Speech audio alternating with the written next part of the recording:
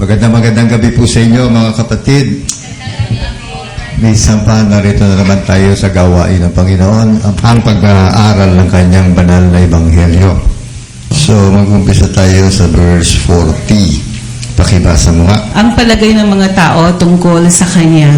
Marami sa mga nakakarinig sa kanya ang nagsabi, tunay ngang ito ang propetang hinihintay natin. Ito nga ang Mesiyas, sabi ng iba. Ngunit sumagot naman ang iba pa, maaari bang magmula sa Galilea ang Mesiyas?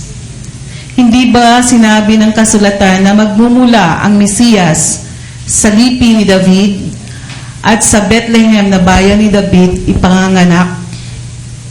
Magkaiba ang palagay ng mga tao tungkol sa kanya.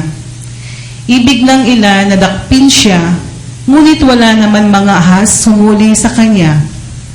Ang mga kawal na bantay sa templo ay nagbalik sa mga punong saserdote at sa mga pariseo.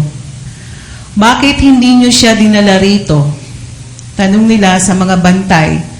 Sumagot sila, wala pa pong nagsalita ng gaya niya.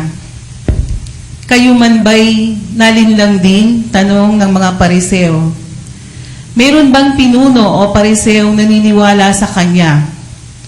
Wala. Mga tao lamang na walang nalalaman sa kasulatan ang naniniwala sa kanya. Mga sinumpa. Isa sa mga naroon ay si Nicodemo na nagsadya kay Jesus noong una. Tinanong niya sila, labag sa ating kautusan na hatulan ang isang tao nang di muna nalilitis at inaalam kung ano ang kanyang ginawa. Hindi ba? Sumagot sila, ikaw ba'y taga-Galilea rin? Magsaliksik at makikita mo na walang propetang magmumula sa Galilea. Yan, ang mga tao na unang panahon nagtatalo-talo sila. Kasi Jesus nga yung tunay na Mesaya.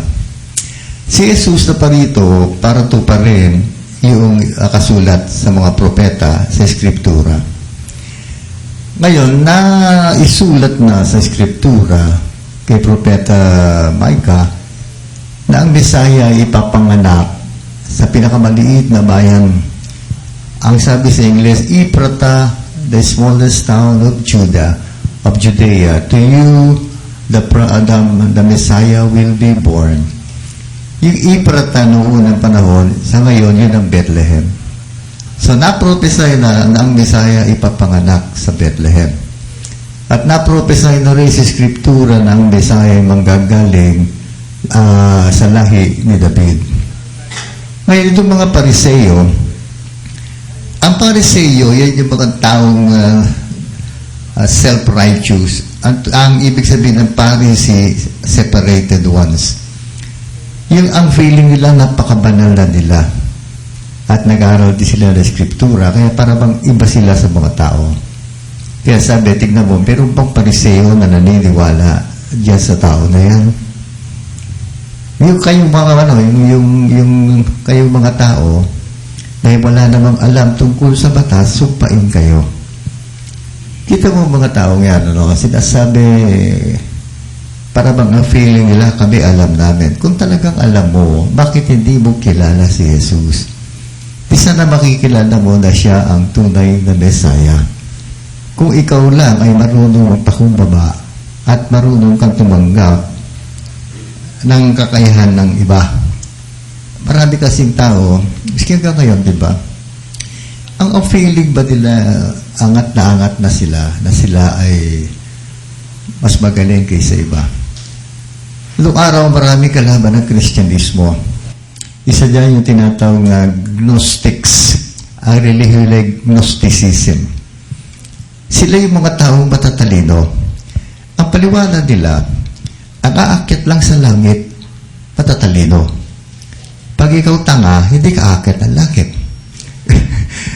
Ang Diyos ba para sa matalino lang? Eh kung sa way palad, mahirap itong hindi nakapag-aral, hindi napapasok ng langit.